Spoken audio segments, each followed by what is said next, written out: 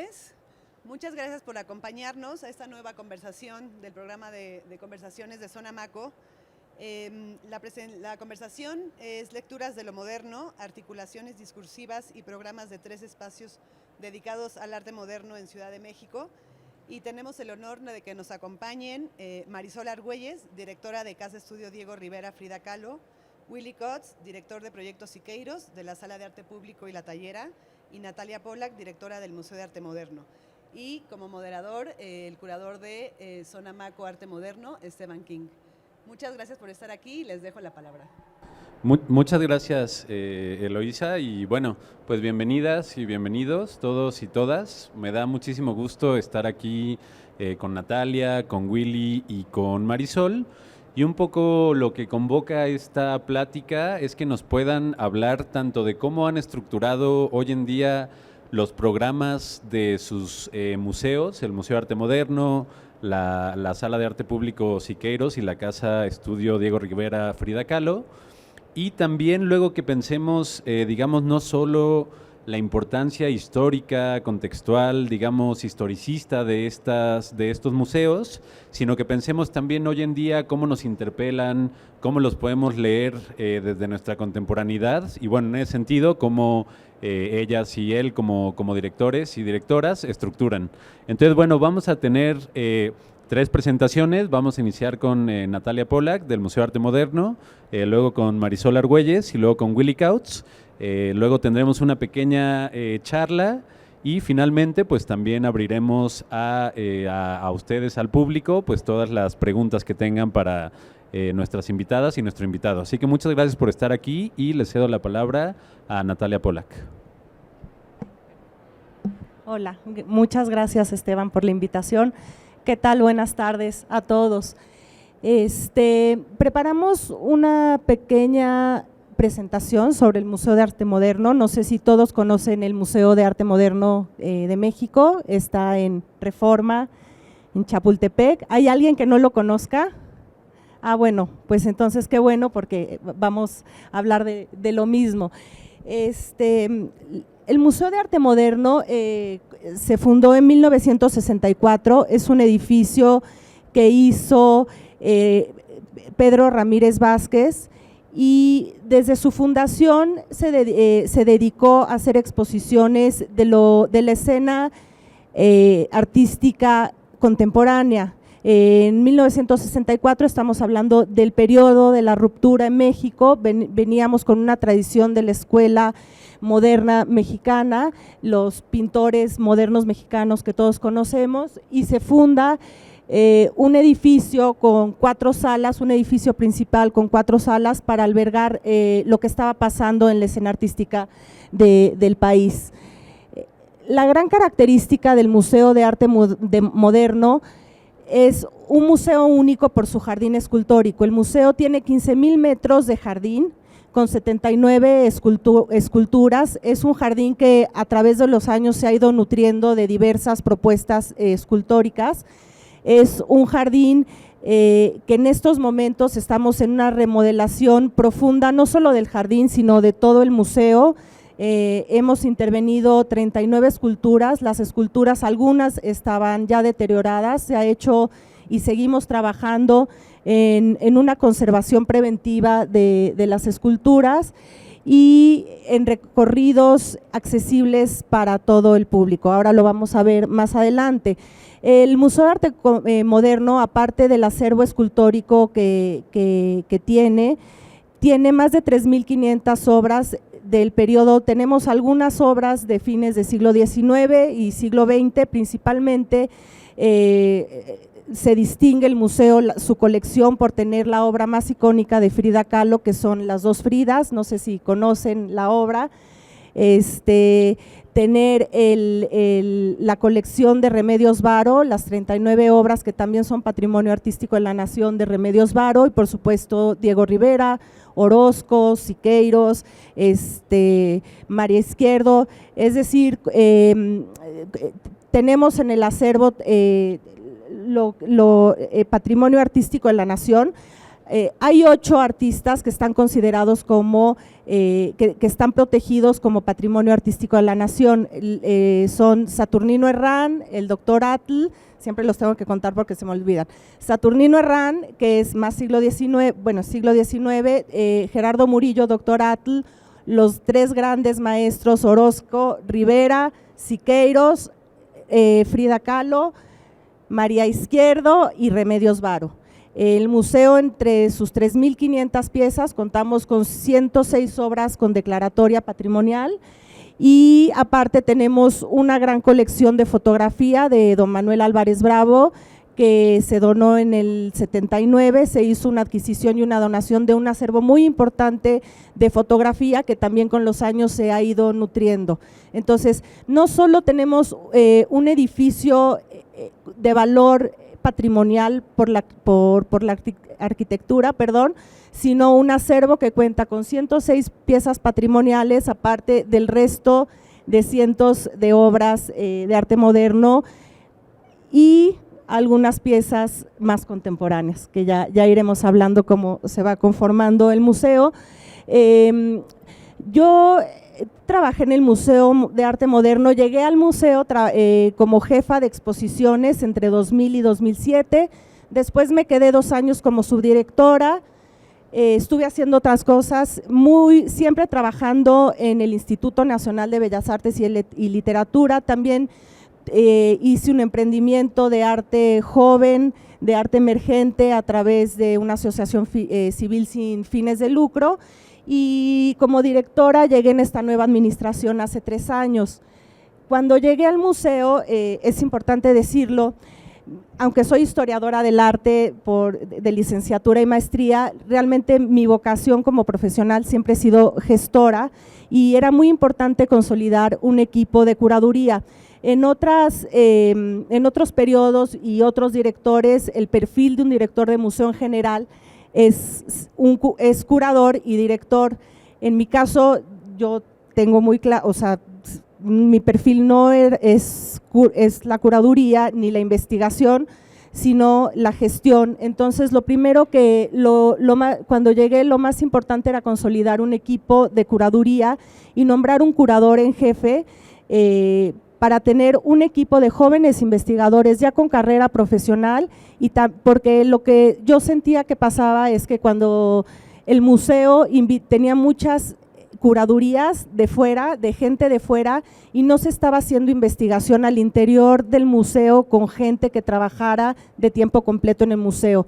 Entonces me parecía muy importante consolidar un equipo de investigadores y de curadores con formación académica, pero que estuvieran todo el tiempo empapados de la colección, proponiendo nuevas lecturas.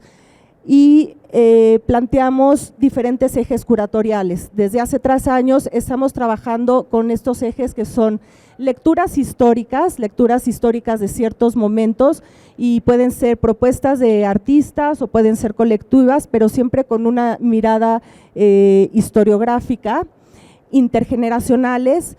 Ahora mismo tenemos una revisión de la colección en donde puedes ver una colectiva con diferentes perspectivas y artistas de diferentes edades. Era muy importante empezar a tener esta conversación y no quedarnos siempre, perdón que lo diga así, como con muestras de artistas consagrados o artistas que murieron hace mucho, sino que teníamos que empezar a plantear nuevos vasos comunicantes y diálogos entre generaciones, y como parte de esto, por ejemplo, también ahora mismo hay una exposición colectiva sobre la escena artística en los años 80 en el museo. Entonces es un recorrido que te permite ver qué pasó durante los años 80, sobre todo en la Ciudad de México, con esta generación de artistas. Transversales, el museo no solo quiere ser un espacio que exhibe artes visuales, sino tener la oportunidad de tener exposiciones que tengan que ver con literatura, exposiciones que tengan que ver con arquitectura, inclusive con música. Este año tenemos programado una gran exposición sobre Gabriel García Márquez, y ha sido un reto para nosotros que nos dedicamos a las artes visuales plantear en términos museográficos, pero también museológicos y de curaduría, cómo hacer atractivo una exposición de literatura en donde pues casi todos son archivos, son fotografías y son manuscritos, y cómo entrar a este mundo maravilloso del Gabo y que la gente salga aprendiendo y queriendo leer más sobre literatura latinoamericana. Exposiciones internacionales, por supuesto, el vínculo internacional, no solo lo que pasa en México, sino que estaba pasando en Europa con otras vanguardias, o cruces con artistas latinoamericanos, o cruces con artistas en Estados Unidos. Tenemos un área de gabinete que en estos momentos la estamos transformando a una sala pequeña pero permanente de fotografía. Considero que al tener un acervo fotográfico tan rico, debemos tener un espacio de fotografía y que sea permanente. Y proyectos especiales, ahora les cuento un poco de qué se tratan los proyectos especiales. Como les comentaba, este año tenemos, ya está bien, el museo, como les comenté, estamos en un periodo de una profunda remodelación. Llevamos un año trabajando en el museo, no solo en temas de adaptación y de mejoras de la infraestructura, sino de reconfiguración de los espacios, pero estamos ahora con la mitad del museo abierto, seguimos trabajando mucho en el jardín, espero que pronto quede listo para que puedan disfrutar del jardín, pero ahora mismo tenemos esta exposición de paisajes fragmentados donde sí invitamos a un curador externo a hablar sobre la escena de los años 80 en México. Esta exposición que les comentaba, que son varias generaciones, es hablar de la colección, y de hecho hay muchas obras de la colección que hacía muchos años no se exhibían, y es una curaduría que se trabajó desde el equipo de curaduría, que como les digo es un equipo joven de profesionales, en donde hablamos, esta no es una exposición cronológica ni historiográfica, perdón, es una exposición que se llama Tiempos Discontinuos, y precisamente tiene que ver con los tiempos que a raíz del COVID se han hecho discontinuos, estos lapsos, fragmentos de tiempo, cómo hemos vivido y cómo nos han afectado los tiempos, y cómo podemos transmitir esta idea a través de las propuestas de diversos artistas de la colección del museo. También en estos proyectos especiales y en esta reconfiguración del espacio, el museo cuenta con un edificio principal y con un edificio que es la Sala Gamboa, que hemos reacondicionado como un espacio de archivo, como una nueva biblioteca y como un espacio de exposición para hacer propuestas que tienen que ver con el archivo, que tienen que ver con la historia del museo. Esta exposición, Indicios artísticos de una revuelta feminista, es una propuesta de un grupo de curadoras jóvenes del museo y surge a raíz de la revista Artes Visuales que se publicó en el Museo de Arte Moderno, y son las primeras manifestaciones de artistas que participaban en marchas y protestas que tienen que ver con el tema de género. Vamos a tener una exposición individual de Daniel Lezama, que también dialoga con piezas de nuestra colección, es decir, también darle visibilidad a artistas que ya tienen una carrera media y que tienen influencia de artistas de la colección. Una exposición de Emma Hurtado, Historia de un retrato. Emma Hurtado, justo no quiero etiquetar así, pero fue la última mujer, la cuarta y última mujer, la viuda de Diego Rivera. Se está trabajando con un archivo inédito, han salido piezas que no se han visto, fotografías y documentos que por primera vez vamos a ver, y la importancia de Emma Hurtado como una gestora que estuvo promoviendo de una manera profesional, como una gestora, todo el trabajo de Diego Rivera. Hicieron muchos viajes y cómo el resultado de todos estos viajes, cómo se vieron materializados en la obra pictórica, sobre todo de las últimas décadas de vida de Diego Rivera. Detrás de los andamios, este año se cumplen 100 años de muralismo en México, es una revisión de muralismo. Detrás de los andamios también queremos poner a la vista, y eso ha sido muy importante, el trabajo de mujeres muralistas, que siempre ha estado muy opacado, y también, si se dan cuenta, la exposición de indicios de una revuelta feminista, la de Emma Hurtado, detrás de los andamios, donde vamos a descubrir el trabajo de las mujeres muralistas. Nos importa mucho empezar a equilibrar también el papel de la mujer, no solo como artista, sino como gestora. Las mujeres en el siglo XX éramos las secretarias de los grandes artistas, las ayudantes de las nuevas, de los muralistas, pero no se nos consideraba como profesionales, como gestoras, como investigadoras o como curadoras, y como artistas, por supuesto. También como parte de esta revisión de género, Margarita Nelken fue una crítica exiliada española en México, y la visión desde una mujer crítica en esa época, también en el periodo de la Guerra Fría. Vamos a tener esta exposición de Gabriel García Márquez. El archivo de Gabriel García Márquez está en el Ransom Center en Houston. Es una exposición que se hizo, que ya se exhibió ahí, es una colaboración con ellos, y como les digo,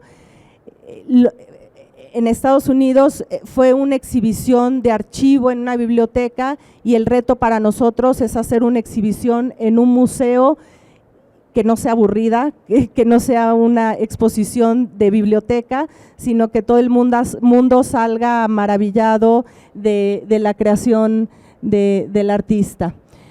Constelaciones, Remedios Varo, tuvimos una colaboración y presentamos en el Malva en Buenos Aires una exposición de Remedios Varo. Es importante decir que por primera vez este acervo de obras salió de México, se presentó en Buenos Aires, fue una colaboración, una cocuraduría con ellos, y a fin de año vamos a tener esta gran exposición de Remedios Varo. Y desde el 2019 estábamos en pláticas con Vicente Rojo para hacer una exposición retrospectiva. Él quería que fuera en el Museo de Arte Moderno. Llevamos trabajando 2 años, también con una curadora invitada a petición de él. Desafortunadamente falleció hace 2 años, y continuamos con el proyecto, y vamos a tener esta gran exposición de Vicente Rojo, pero vamos a ver un Vicente Rojo desde las propuestas artísticas. No vamos a ver a Vicente Rojo diseñador, esa es una exposición que ya estuvo en el MOAC. Vamos a ver a Vicente Rojo artista plástico. Como parte de los proyectos especiales y como parte del interés de vincularnos con lo que sucede actualmente en nuestro país, de las rejas para afuera del museo, hicimos una convocatoria con artistas jóvenes sobre repensar el territorio del museo y de las rejas para afuera, y los invitamos a hacer propuestas de intervención en el espacio público. Se hizo una convocatoria, se hizo una selección, se hicieron muchos seminarios de investigación. Se hicieron las propuestas y las piezas en diferentes partes del bosque de Chapultepec, y en esta sala, en la sala Gamboa, donde tenemos proyectos más contemporáneos, se va a exhibir todo el proceso creativo de cada uno de los participantes en esta convocatoria pública. Vamos a tener también el diario de Frida Kahlo, desde una perspectiva y una aproximación contemporánea con Tania Candiani, también un diario de una artista moderna interpretado por artistas contemporáneas. Y bueno, ese es el programa que tenemos. Aparte, es importante mencionar que el Museo de Arte Moderno no solo tiene exposiciones en el museo, tenemos mucha actividad, no solamente en préstamos internacionales de obra. Realmente es impresionante todo lo que nos piden para diferentes partes de todo el mundo. Tuvimos una exposición durante la pandemia, y con la remodelación estuvimos cerrados 6 meses, y llevamos la colección del Museo de Arte Moderno a Madrid. Fue impresionante porque nos dicen que batieron récords de entradas y que lo que más les gustaba era ver estas museografías diferentes y coloridas, porque en España son muy aburridas y es todo un cubo blanco, y llegaban a un espacio verde limón con rosa mexicano, les parecía muy atractivo. Entonces no solo hacemos exposiciones dentro del museo, sino tenemos un programa de itinerancias internacionales bastante importante y también de itinerancias nacionales. Hicimos esta exposición de manifiestos del arte mexicano. Esta fue historiográfica y fue todos los manifiestos del siglo XX con todas las muestras de pintura de cada uno de los manifiestos. Estuvo en el museo, se puede ver 360 grados en nuestra página web, y ahora está en el Instituto Cultural de Tlaxcala. Parte importante de nuestras exposiciones es un robusto programa de mediación y educación. El público en el museo general es un público escolar, en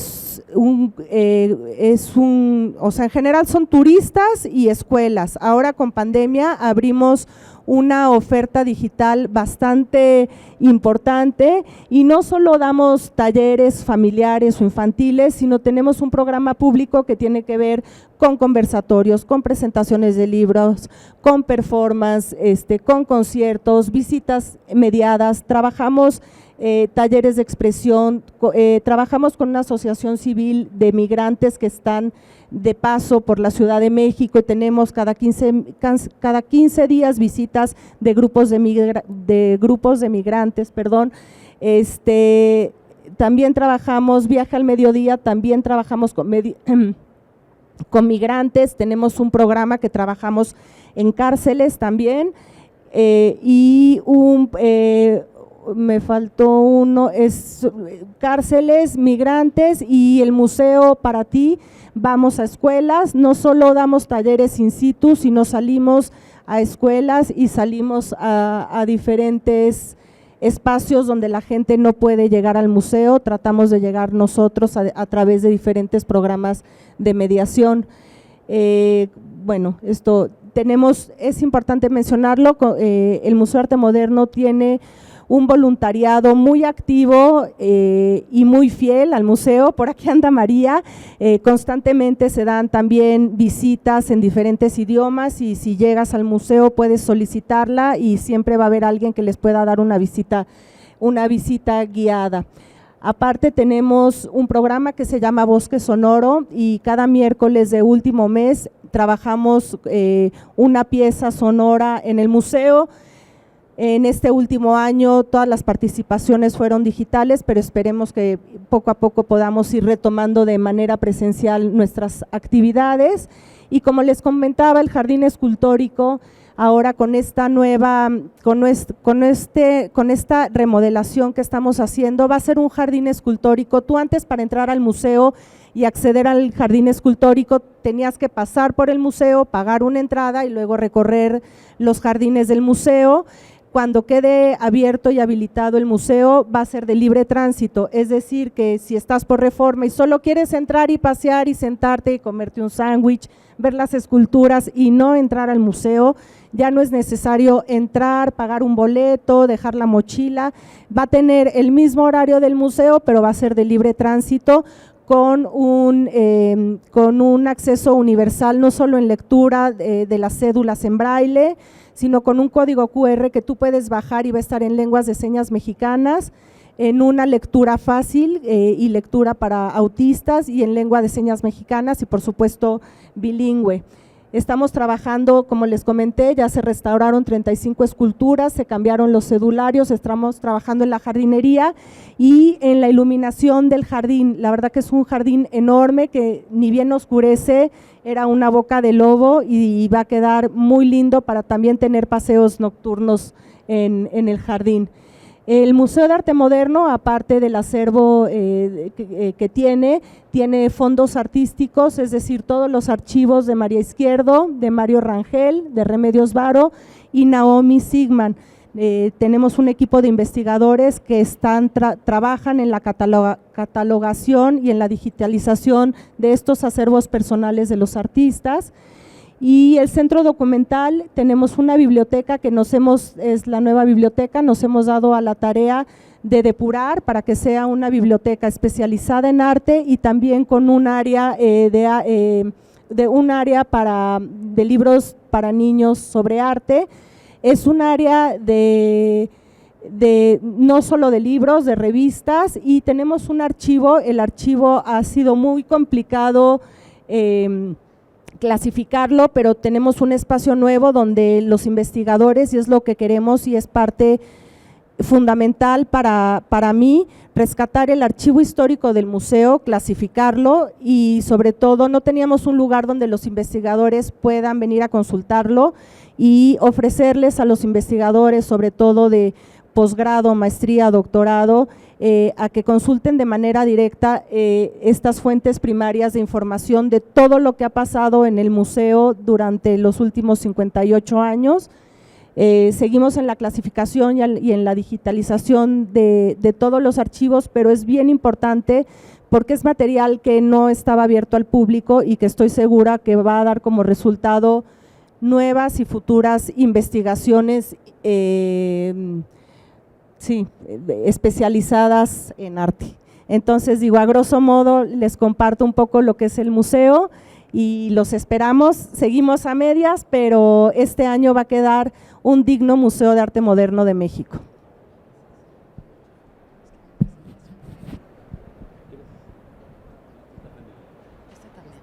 Sí. Gracias.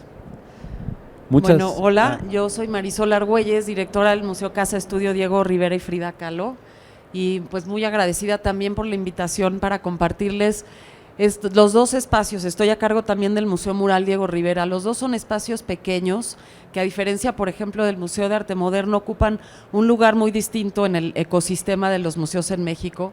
Y en el caso particular del Museo Casa Estudio, pues es un lugar muy especial porque justo lo que yo les quería platicar es del acervo, porque cuando pensamos en arte moderno y cuál es el lugar que ocupan estos espacios que de alguna manera tienen que ver con los lenguajes de las vanguardias, pero que están insertos también en una parte de la memoria del arte moderno mexicano y que de alguna manera se puede tender desde ahí puentes hacia el día de hoy, hacia cuál es el papel que ocupan, por qué estos espacios son importantes, por qué tienen vigencia.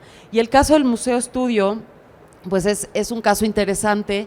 Es un museo que obviamente tiene vocación dirigida hacia las artes visuales, pero que parte justamente de una historia, la verdad es que interesantísima.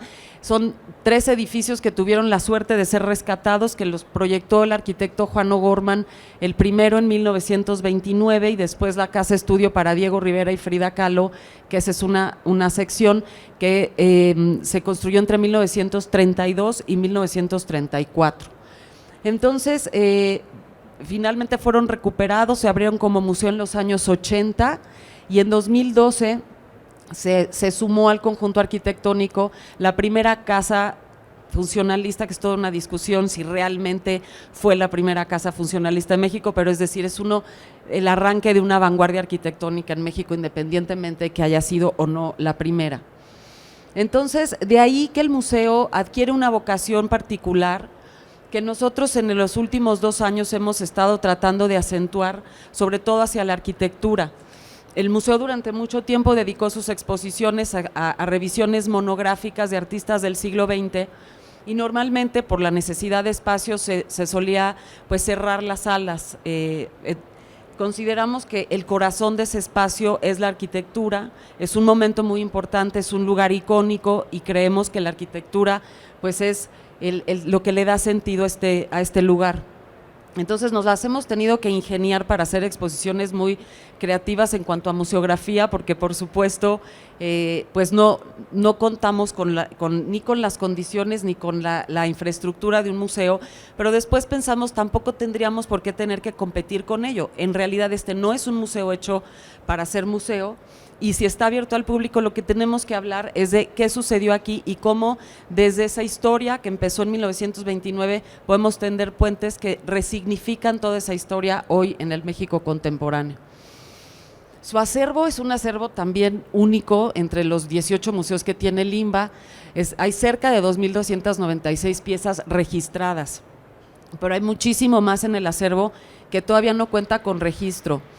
El acervo artístico es muy pequeño, hay algunas obras de Caballete, dibujos, está la colección de arte precolombino que reunió Diego Rivera con Emma Hurtado en los últimos años de su vida, y está la colección de arte popular de Diego Rivera.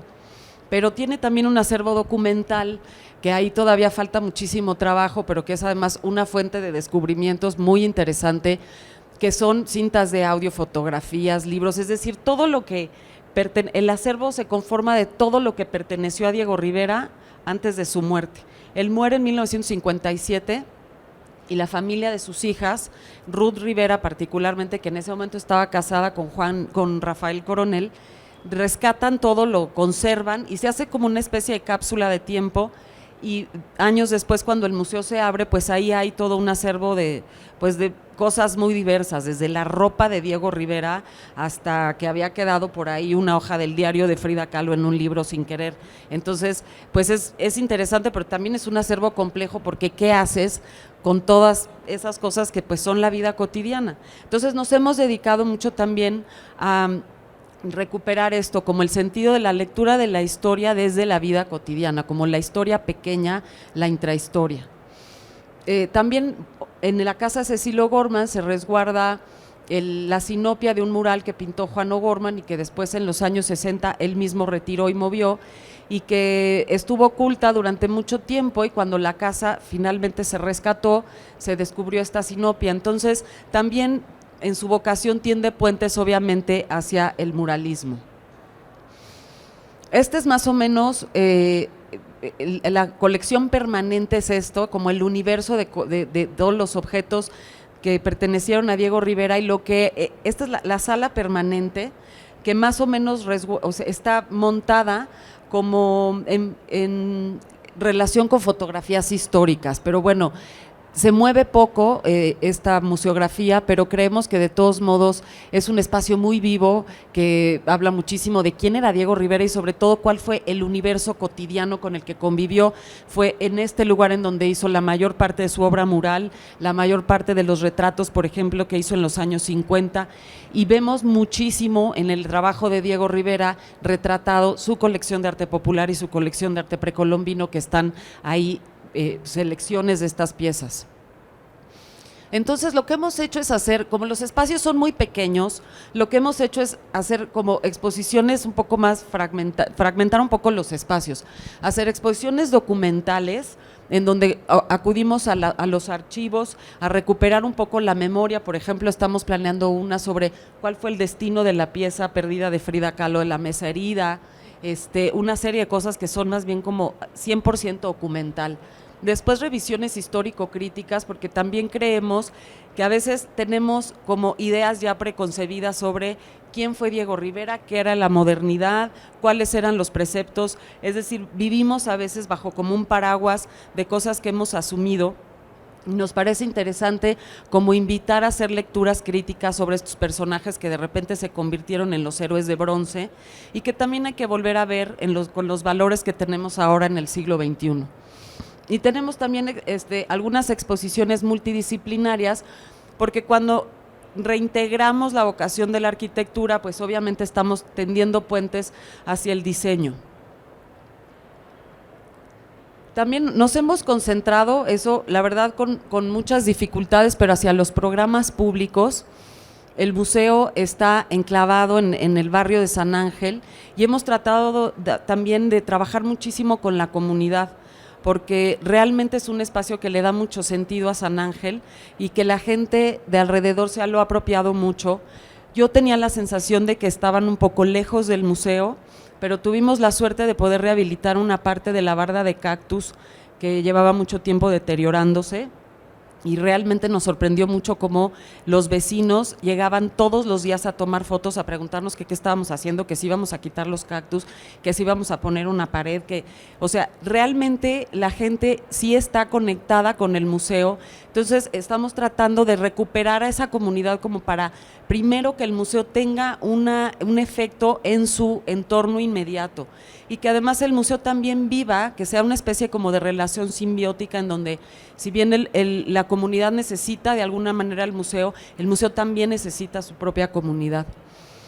Y bueno, también nos hemos concentrado en los programas culturales extramuros, sobre todo en los recorridos urbanos, tratando como de mapear, por ejemplo, las casas funcionalistas, las casas de Juan O'Gorman, las escuelas, hacer como recorridos que realmente puedan poner en perspectiva el enorme patrimonio arquitectónico que tenemos y que no necesariamente vemos porque estamos muy acostumbrados a recorrer así la ciudad. Entonces creemos que nos toca también hablar de arquitectura y promover la conservación de ese patrimonio, porque realmente no todo el patrimonio arquitectónico del que estamos rodeados está catalogado. Entonces creemos que es algo en donde la sociedad, nosotros como sociedad civil también somos responsables de conservar ese patrimonio.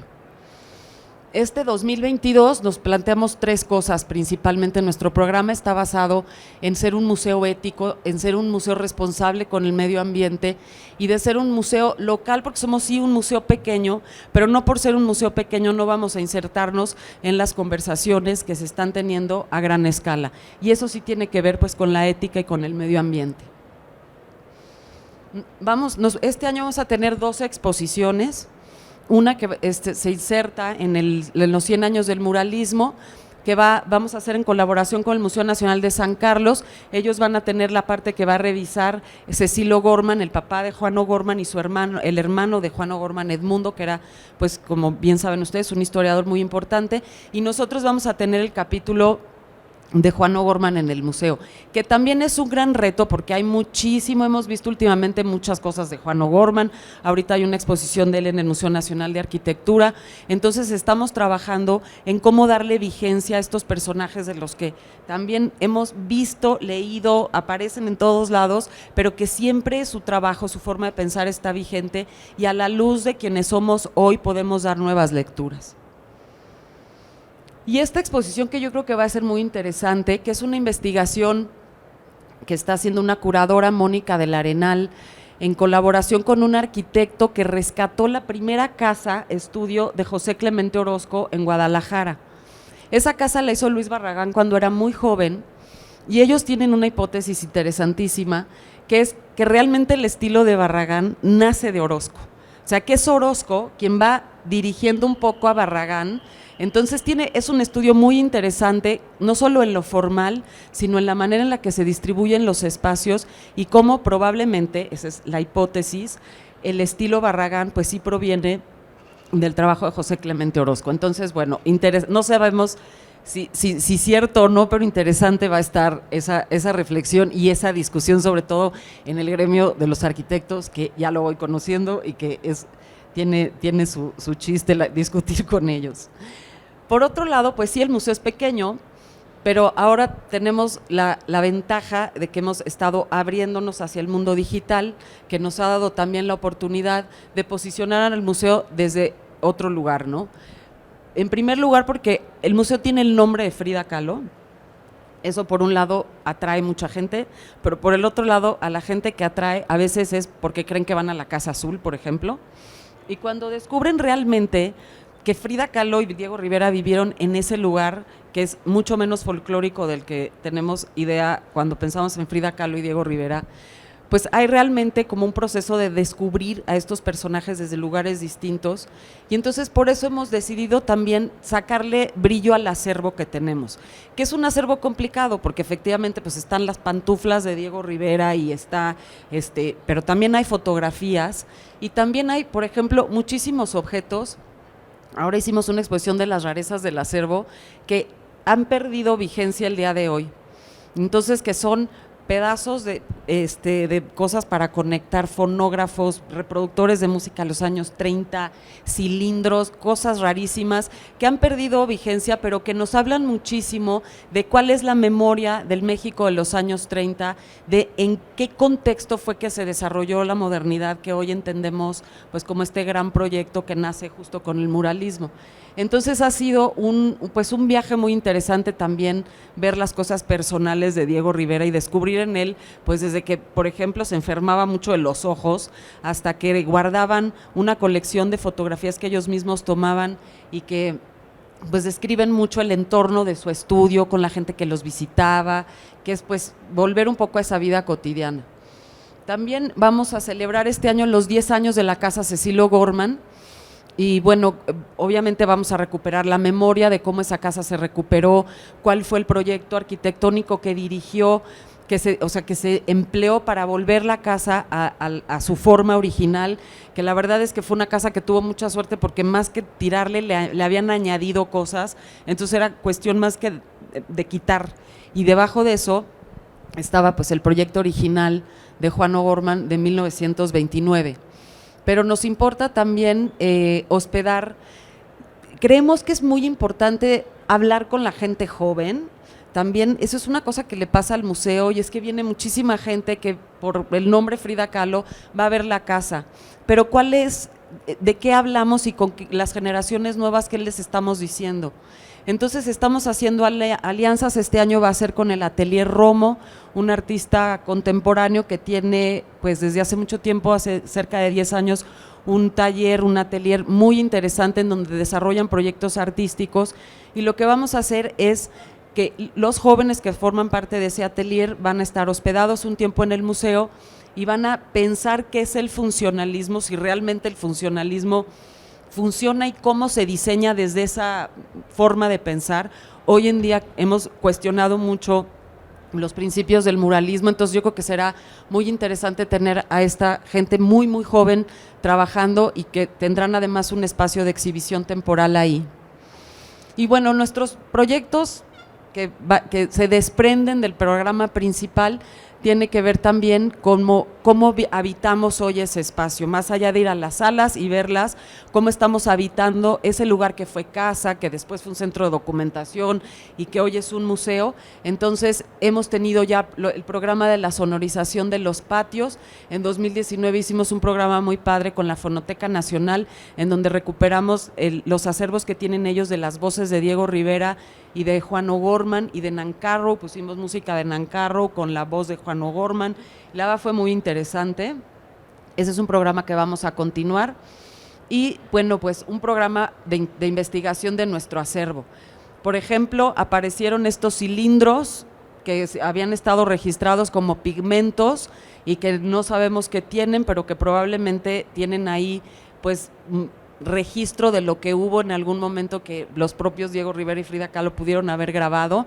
Ya encontramos también unas cintas que se fueron a digitalizar a la fonoteca y se escucha pues lo que sucedía en la casa. En primer lugar, lo que oía Ruth Rivera de música, que hoy sabemos que le gustaba a Ruth Rivera de música, pero también se oye un timbre que alguien habla por teléfono, estamos como recuperando, es una pequeña como ventana al pasado, y eso lo que queremos también compartir con el público es la experiencia que nosotros tenemos de estar ahí todos los días y que es estar en un lugar en donde sientes la historia, que quien visite el museo realmente pueda entrar también en ese como conducto hacia el pasado y que desde ahí podamos repensar una serie de cosas de las que estábamos hablando.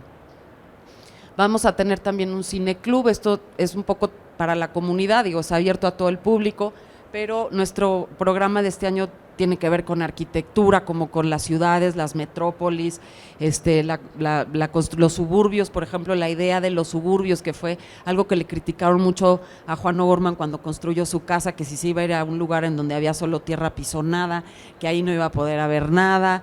Entonces, bueno, pues vamos a discutir todo eso. Y finalmente, pues el registro de la biblioteca de Diego Rivera, que son cerca de 500 ejemplares, y que pues también nos dirán mucho sobre Diego Rivera y sobre Frida Kahlo.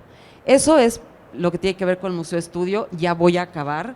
pero les quería nada más añadir el Museo Mural, que no les voy a contar la programación del Museo Mural, sino más bien, bueno, quien no conoce el Museo Mural, es un espacio que se hizo en los años 80, a partir del rescate de este mural que Diego Rivera hizo en 1947 y que estaba en el Hotel del Prado. En 1985, en el terremoto, se cayó el Hotel del Prado y milagrosamente se salvó el mural porque lo habían movido del lugar en los años 60. Y esta es de las poquísimas fotos que hay dentro del hotel cuando ya se había caído. Se rescata el mural, lo transportan así en los años 80 en una maniobra increíble, y el museo se monta el mural y sobre el mural se construye el museo. Entonces, es un espacio muy complicado de cierta manera, en primer lugar porque sí resguardamos una pieza que tiene un enorme peso histórico, pero que la mayoría de la gente va una vez y nunca regresa porque ya palomeó, que ya conoció el mural. Van también muchas personas que van, por ejemplo, al Palacio de Bellas Artes y que les interesan los murales y entonces pues medio que de pasada se pasan por ahí, pero está en un lugar complicado que es la Alameda Central, una situación muy compleja a su alrededor. Entonces, más que por eso, no, la verdad la programación, creo que en este museo lo importante es cómo vuelvo este espacio un espacio significativo con su comunidad que tanta necesidad tiene de convertirse en un espacio que haga algo por su entorno. Entonces ahí sí nos hemos concentrado mucho en nuestros programas públicos y hemos recuperado algunos espacios. Son 3 cosas. Uno, un espacio que se llama Archivo Expuesto, que recuperamos 2 bodeguitas que estaban antes del vestíbulo principal. Hicimos unas pequeñas salas que se llaman Archivo Expuesto, que son exposiciones gráficas de temas de los que estamos hablando ahora. Entonces, por ejemplo, todo 2019 lo dedicamos al tema de la visibilidad de las mujeres en el arte. Y el año pasado, que fue pues toda la discusión sobre la conquista, porque además Rivera, pues lo que sí nos da el mural es que se puede hablar de lo que sea, porque habló de muchas cosas en el mural. Hicimos un proyecto sobre Malinche y sobre toda la historia de cómo hemos pensado en Malinche con respecto a la mujer, al amor romántico, a la colonización y hoy a la descolonización. Y abrimos un pizarrón y en las redes sociales también, y lo que quisimos es hacer de este espacio un espacio de diálogo, para poder realmente que el museo sea un lugar en donde sí hay una ida y vuelta con el público y no nada más esta institución que dice, ¿no?, como la heredera de la ilustración y que dice cosas y que espera que el público las aprenda, sino al revés, sino realmente entrar en diálogo y ser un espacio de conversación. Y por otro lado tenemos un programa de lenguas, porque se había hecho hace mucho tiempo una colaboración con el INALI, y el museo tiene un acervo de lenguas indígenas en donde está el relato del mural en 7 lenguas. Entonces nos pareció interesante también hablar del patrimonio intangible. Entonces este año sumamos una lengua más, el mixteco.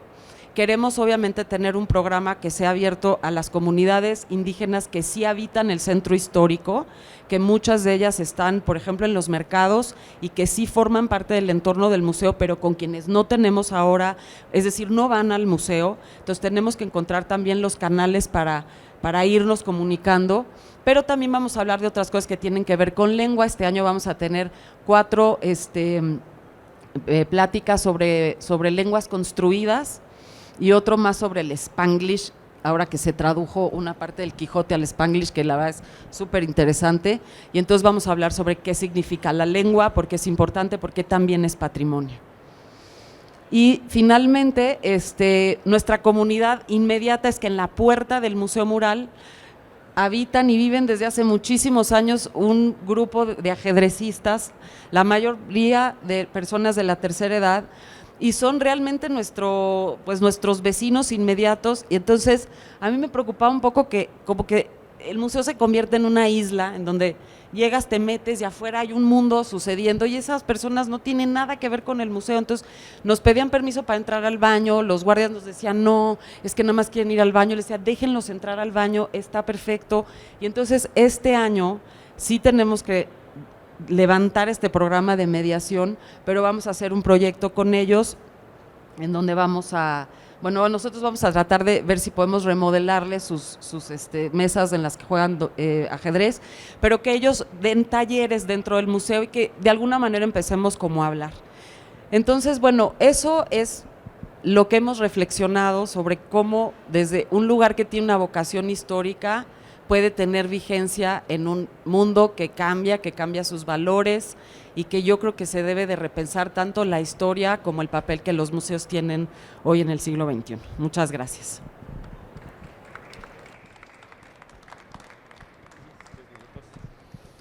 Hola, ¿qué tal? Buenas tardes. Yo soy Willy Kautz, director de Proyecto Siqueiros. Proyecto Siqueiros, pues en términos museísticos, podemos decir que es un proyecto sui generis. Lo conforman dos museos, uno en la Ciudad de México, se llama la Sala de Arte Público Siqueiros, que se fundó en 1969 por el artista, en enero 29, y su taller en Cuernavaca, que se llama La Tallera, que también, bueno, pues fue un espacio que Siqueiros, al salir de Lecumberri en el 64, se cambia, se va a Cuernavaca para trabajar en la última obra, ¿no? Como muralismo, su último mural, La Marcha de la Humanidad hacia el Cosmos, conocido como el Poliforum.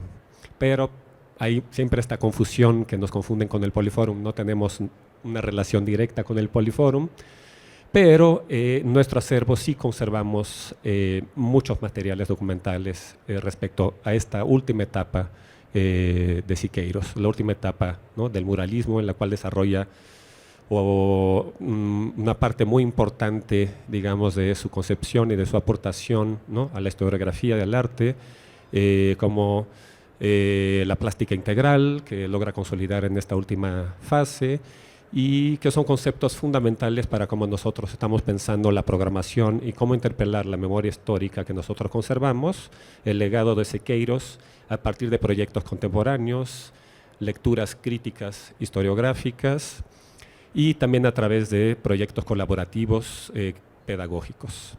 Yo no traje fotos, pero espero que conozcan la Sala de Arte Público. Si no la conocen, está en la calle Tres Picos, en Polanco. Ahora vamos a formar parte del proyecto Chapultepec. Encontramos en una renovación, al igual que el Museo de Arte Moderno, muy enfocada a las áreas de conservación del museo. Y aquí es a donde me gustaría realmente plantear las problemáticas de cómo hoy día podemos repensar el museo a partir de conceptos contemporáneos que parten de una revisión de una antología de los conceptos claves en la obra de Siqueiros, como pueden ser la caja plástica, la poliangularidad, el artista ciudadano, y cómo Siqueiros concibe una obra pública a partir de una crítica de los formatos modernos, sobre todo de una crítica a la pintura de Caballete, y una discusión, y plantea una discusión que consideramos hasta cierto punto sigue vigente, no tanto por el formato mural, sino por lo que puede dar cabida la revisión de un acervo tan importante como el que conservamos en nuestro Centro de Investigación y Documentación Siqueiros, que contamos con más de 80,000 documentos, que empieza en 1917 y hasta 1974, cuando se muere el artista. Entonces, lo que nosotros estamos planteando es cómo el museo contemporáneo interpela la memoria. Es decir, lo que nosotros entendemos por patrimonio realmente es la memoria colectiva que conservamos, ¿no? Cuando conservamos físicamente un patrimonio, lo que estamos conservando es la memoria colectiva, es decir, los imaginarios colectivos. ¿Y cómo interpelar estos imaginarios históricos? Eso depende de la relación que el museo guarda con lo que sucede en la realidad, en la vida, lo que sucede alrededor del museo. Yo creo que aquí hemos visto algunos ejemplos muy claros de cómo se están planteando programas de mediación que justamente atienden a esta problemática que hoy día yo creo que es clave en la reflexión de la función de los museos en la actualidad. Y nosotros lo que estamos planteando para entender esta relación y cómo poner y cómo actualizar y cómo dialogar y cómo cuestionar esta memoria que conserva el museo es a partir de un concepto, ¿no? Que se llama el museo homoestático. Es decir, cómo el museo encuentra un equilibrio, un balance con su entorno, o como ese mismo archivo puede cambiar su configuración en la medida en que los estímulos que recibe de su entorno han cambiado. En la medida en que la realidad, la historia, ¿no? Provoca ciertos cambios sociales, como yo creo que lo que está pasando ahora nos está afectando mucho y todavía no estamos tan conscientes de cómo nos está impactando, pero en la medida en que sucede cambios, esos cambios el museo lo puede sensibilizar como un organismo vivo, cuya organización, ¿no? interna también requiere responder a estos cambios reajustando sus acervos, es decir, esa memoria colectiva. Y para ello nosotros trabajamos con programas pedagógicos, tenemos una plataforma que se llama Plataforma Pedagógica, que parte justamente de una manera de interpelar el legado de Siqueiros, concebida desde su práctica pedagógico-colaborativa, el muralismo como una práctica pedagógica colaborativa. Entonces planteamos esta plataforma pedagógica para justamente buscar las relaciones de la memoria del museo, el museo en tanto memoria viva, y repensar y estimular esos espacios, esta entidad que llamamos museo, a partir de lo que el museo puede sensibilizar, es decir, aquello que está pasando afuera y que nos va a permitir entonces reorganizar. Entonces la plataforma pedagógica se vuelve, digamos, uno de los ejes claves para el planteamiento y el funcionamiento crítico, pedagógico y la función social que debe de cumplir un museo, es decir, generar un beneficio social, ¿no?